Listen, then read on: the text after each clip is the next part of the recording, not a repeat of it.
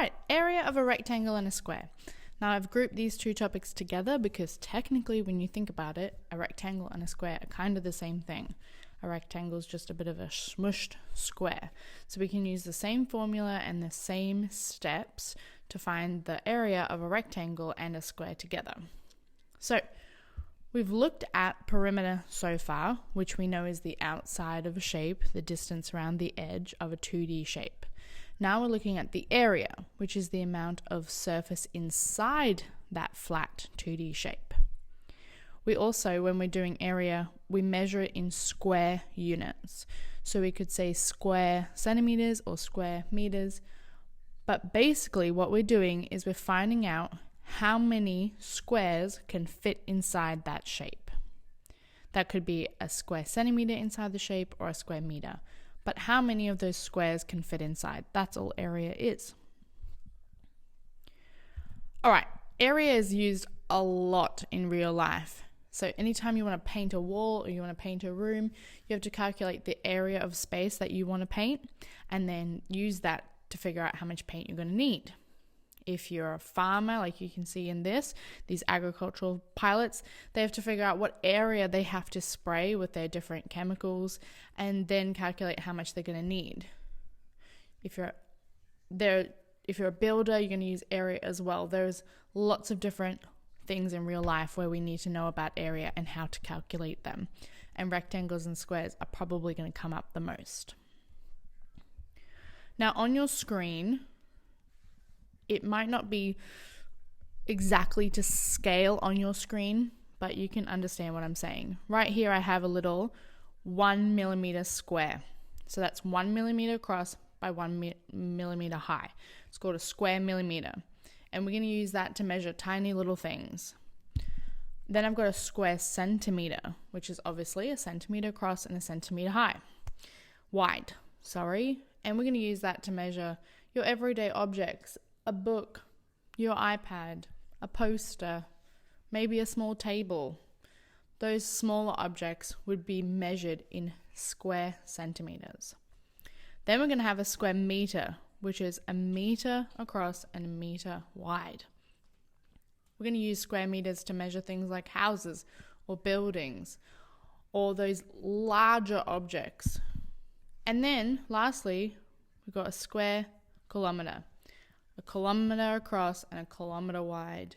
This is obviously measuring like massive things, cities or farm or the size of countries. So we need to make sure that when we're doing measurements, we're using the appropriate unit to measure them. Let's look at this rectangle, for example. I can see that this rectangle is 6 units long and 3 units high. If I sat and I counted each of the squares, I would figure out that there are 18 squares altogether. So this rectangle has an area of 18 squares. If I look at the shape itself, I can see that there are 6 in this row, 6 in this row, and 6 in this row. So instead of counting each individual square, because the rows all have the exact same number in each row, I could just add the rows together. So I could add 6 plus 6 plus 6. But I know that when I add the same number multiple times, it's the exact same as multiplying. So adding 6 plus 6 plus 6 is the same as multiplying 6 3 times. So I can use, and I know that's 18, so obviously I've come out with the right answer. But that's basically all that finding the area is. Our formula for area is the length times the width. And that's because if I figure out the length, how many squares are in the length, every row is going to have the same amount, and so therefore I can times it by how many rows there are, which is how many squares there are up the side, and that will tell me my total. So the area of a rectangle or a square is A equals L times W. Now we use capital letters because in math, small letters is for algebra and something different. So we're always going to be using these capital A, L, and W. All right, let's give it a go with a question here. Here I've got this rectangle and I can see that it's 7 centimeters long and 5 centimeters wide. So my first step always is to write the formula. A equals L times W. Next, I write on my second row, I write the equals in line. So these always have to stay in a row together. On my second line, I replace any letters with information that I know. So I know what the length is, it's 7. And I know what the width is, it's 5. Then on the third row, I calculate it. 7 times 5 is, of course, 35. I now need to tell people 35 what? It's not 35 monkeys. I've got to tell them what it is. So I was using centimeters. So I'm going to write centimeters, but it's not 35 centimeters in a straight line. It's area. So I'm writing square centimeters, which I put a little 2 behind the centimeter sign. If you can't remember which number to put here, we've multiplied 2 numbers together. So therefore it's going to be the little number 2. All right, we can do this square as well. So first step, write the formula. A equals length times width. Next, replace it with any information we know. So we know the length is 5.2 and the width is 5.2. We have not learnt multiplying decimals yet. So I do not expect you to do this in your head or on paper. You can do multiplying decimals on the calculator. In fact, unless you're very, very sure that you know how to do it, or check with the teacher, it's probably a better idea for you to just use a calculator, which tells me that it's 27.04. I need my unit, which is centimeters, and it was square centimeters, so I put the little 2 there. You might have noticed that this is a number multiplied by itself, and we know that a number multiplied by itself is squared.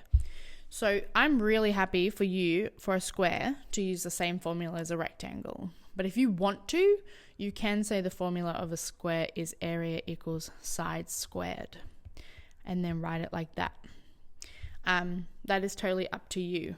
I personally prefer to have as little formulas to remember as possible, and seeing as the one formula works for 2 shapes, I'm just going to stick with having one formula. The other thing I want you to be really careful of is that we always have to make sure that the units are the same. We can only multiply centimeters by centimeters, meters by meters, millimeters by millimeters. So if one of them was different, we would need to convert it first. All right, if you're good, you can go on and work. Otherwise, if you need a couple more practices, here they are. Let's practice this one. First step, area equals length times width. The length is 10. The width is 4. 10 times 4 is 40. I was working in millimeters and they're squares. Perfect. All right. Area equals, well, let's try this square formula one time. S squared. 2.5 squared. Again, I'm going to use my calculator because I have not yet learnt how to do this, and it's 6.25 squared. So that is all you have to do for an area question. You need to ensure that you have these 3 lines. All right, so the first line always has to be your formula. The next line always has to be your replacement, where you tell us the information you already know from usually a diagram, but sometimes it could be a word problem. And then the last one is always your answer with units. This is really important to show your knowledge and to get to show that you really understand. So quick recap, there's our area, our formula for the area of a square. We're timesing the side by the side, and then for a rectangle, it's A equals L times W, remembering they all have to be capital letters, and we have those 3 lines of working out with our equals lines, equals always lining up. Hope that means you understand area. If you have any questions, let your teacher know, or shoot me an email. And since you stayed till the end, here is a nice picture of my puppies.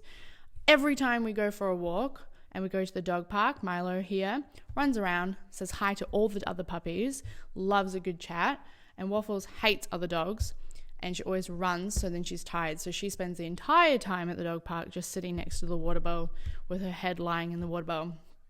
Absolute crazy. All right, see you next time.